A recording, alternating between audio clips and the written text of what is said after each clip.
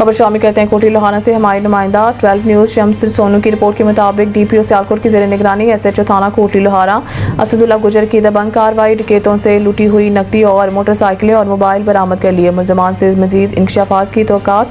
तफसीलात के मुताबिक थाना कोटी लोहाना के SHO असदुल्ला गुजर ने DPO सियालकोट राना उमर फारूक की हिदायत पर इलाके में दबंग कार्रवाई करते हुए डकैतों का गैंग गिरफ्तार कर लिया और इनसे लूटा हुआ माल मसरूका नकदी, मोटरसाइकिलें और मोबाइल भी बरामद कर लिए। दौरान गुफ्तगू chairman Pakistan Masawat media council register Sialkot Malik Arshad Awan उर्फ बिला से SHO थाना कोठी लोहाना असदुल्ला गुजर ने कहा है कि मेरी तैनाती के दौरान मेरे थाने में जराइम पेश अफराद के लिए कोई जगह ना है।